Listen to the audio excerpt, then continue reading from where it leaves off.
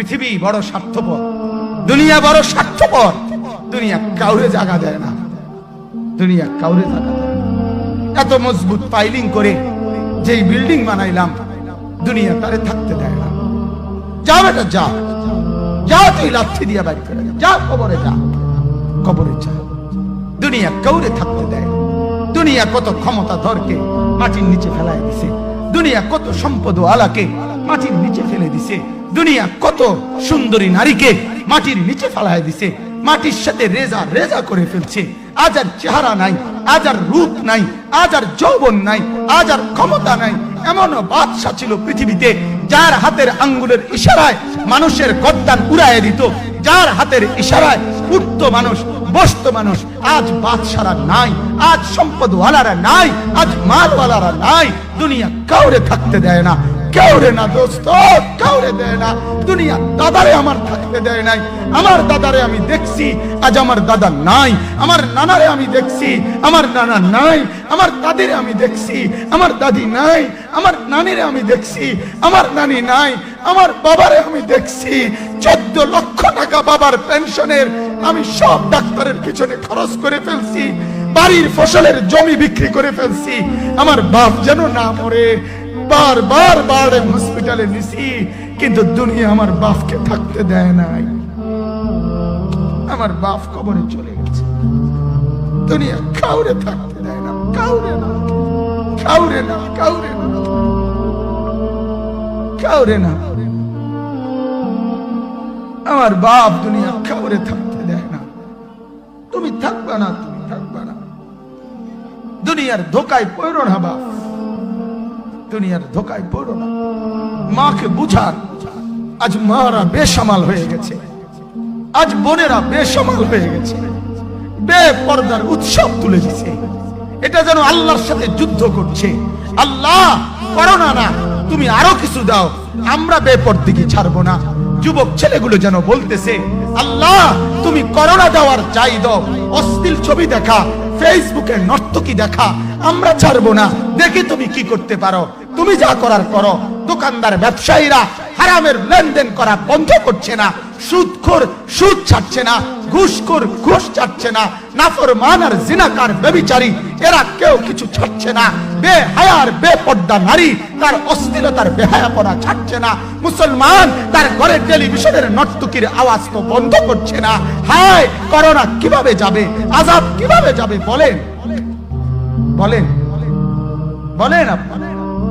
আমার বাপ ফেরাউনের উপরে তো আযাব এতদিন ছিল না, নমরুদের উপরে আযাব এতদিন ছিল না, সাদ্দাদের উপরে আযাব এতদিন ছিল না, কারুনের উপরে আযাব এতদিন ছিল না, লূত আলাইহিস সালামের কওমের উপরে আযাব এতদিন ছিল না, হুদ আলাইহিস সালামের কওমের উপরে আযাব এতদিন ছিল না, নূহ আলাইহিস সালামের কওমের উপরে এতদিন আযাব ছিল না। আজ আমরা মালিককে এই পরিমাণ নারাজ করছি, মালিক এত বেশি নারাজ। আজ 1 বছর হয়ে গেছে, 1 বছরের চাইতে বেশি হয়ে গেছে, কই করোনার মহামারীর আযাব তো যাচ্ছে না, গেছে গা বলে। আমাদের লক্ষ লক্ষ বাচ্চার পড়ালেখা বন্ধ, এরা নষ্ট হওয়ার চূড়ান্ত পর্যায়ে পৌঁছে গেছে। মোবাইল এদেরকে শেষ করে দিছে, লক্ষ লক্ষ ছেলে। গতকালকে এক মা আমার আত্মীয় ফোন দিয়া বলতেছে, সকাল 10টায় বাচ্চাটা ঘর থেকে মোবাইল লইয়া বাইর হইছে, রাতের 10টায় মা তারে ফোন দিয়া বলছে, বাপ ঘরে আসতি না, ভাত খাইতি না। বাচ্চা তারে বলতেছে, তোমার অসুবিধা কি, তোমার সমস্যা কি? মা এই কথা বইলা কাঁদা দিছে যে, শোনেন হুজুর কদ্দুর দোয়া করো। এক বাচ্চা, এক ছেলে, সে যদি তার মাকেই কথা বলতে পারে, তার মানে গুনাহ তারে এত মজা দিয়া দিছে, ফেসবুক তারে এত মজা দিয়া দিছে, ইউটিউব তারে এত মজা দিয়া দিছে, নর্তকী তারে এত মজা দিয়া দিছে, গুনার দৃশ্য তারে এত মজা দিয়া দিছে, সে মাকে ধমক দিচ্ছে। রাত 10টা বাজলে কি হইছে, রাতের 3টা পর্যন্ত দেখলে তোমার সমস্যা কি? আমার আখিরাত আমি নষ্ট করলে তোমার অসুবিধা কি? আমার জাহান্নাম আমি ঠিক করে নিলে তোমার সমস্যা কি? আল্লাহ আমাদেরকে মাফ করে দেন, আল্লাহ আমার জাতিকে মাফ করে দেন।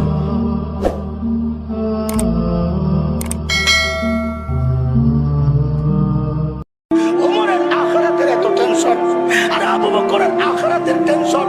হযরত আবু বকর নির্জনে চলে যেতেন দূরে, যায়া চিৎকার করে করে কাঁদতেন আর নিজেকে ধিক্কার দিয়ে দিয়া বলতেন, ইবনে আবি কুহাফা, ও আবু কুহাফার বেটা, তুই মানুষ কেন হইলি? তুই মানুষ কেন হইলি? গাছের পাতার দিকে তাকায়া তাকায়া আবু বকর কাঁদতেন আর বলতেন, ইয়া লাইতানি কুনতু ওয়ারাকা, আমি যদি মানুষ না হইয়া গাছের পাতা হইতাম তাহলে তো মালিকের সামনে আমার দাঁড়াইতে হইতো না। ওমরের আখিরাত নিয়ে এত টেনশন, আবু বকরের আখিরাত নিয়ে এত টেনশন, যাদের করা দরকার আমার মতো পাপীদের, তাদের কোনো টেনশন নাই। চেহারার দিকে তাকাইলে বোঝা যায় না মানুষটার আখিরাতের ফিকির আছে। কেন রে ভাই, কে তোমাকে গ্যারান্টি দিল যে তোমার মৃত্যুর যন্ত্রণা হবে না?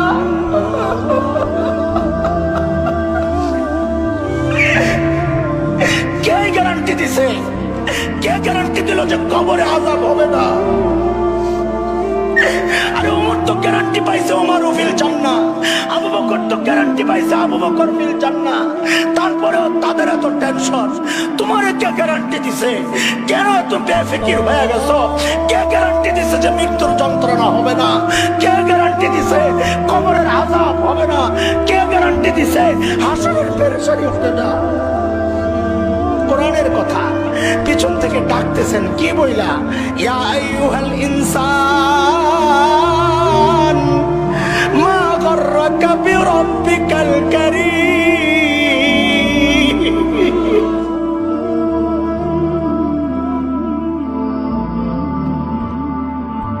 আল্লাহ বলছে, বান্দা গুনাহ করছস, স্বীকার করস? স্বীকার করি।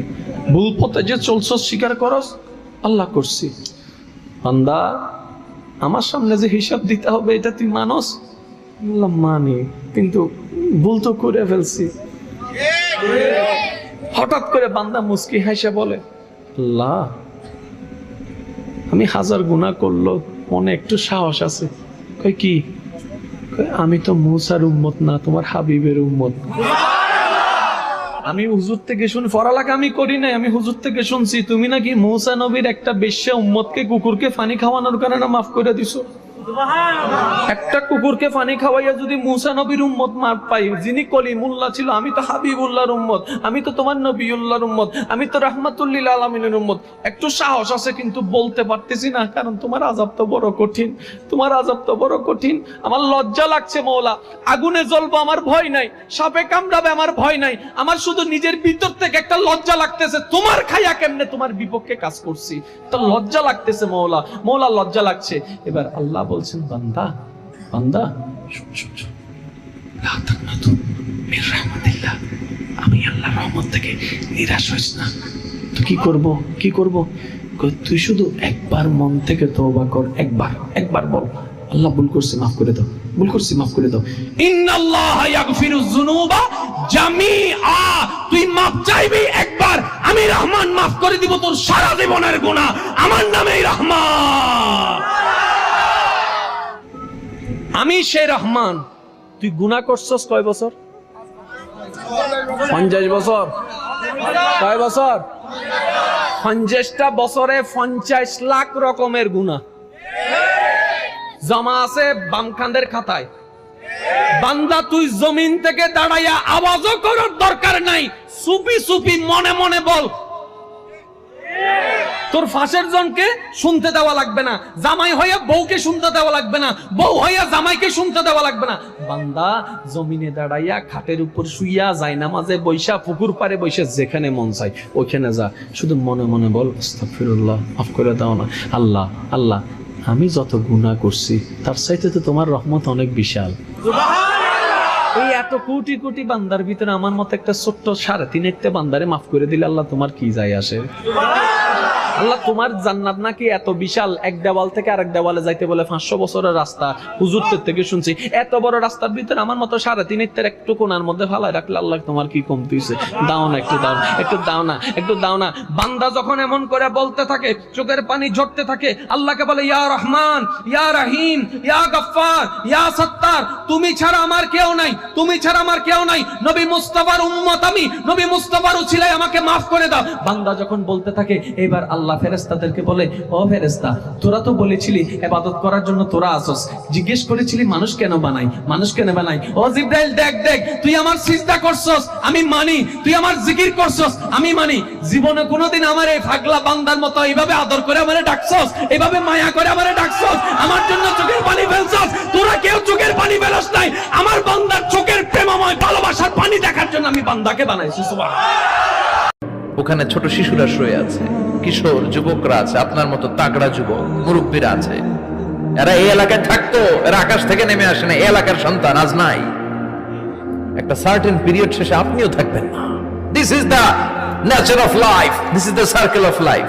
ছোট্ট শিশু হয়ে এসেছিলেন, শৈশব, কৈশোর, যৌবন, প্রৌঢ়ত্ব।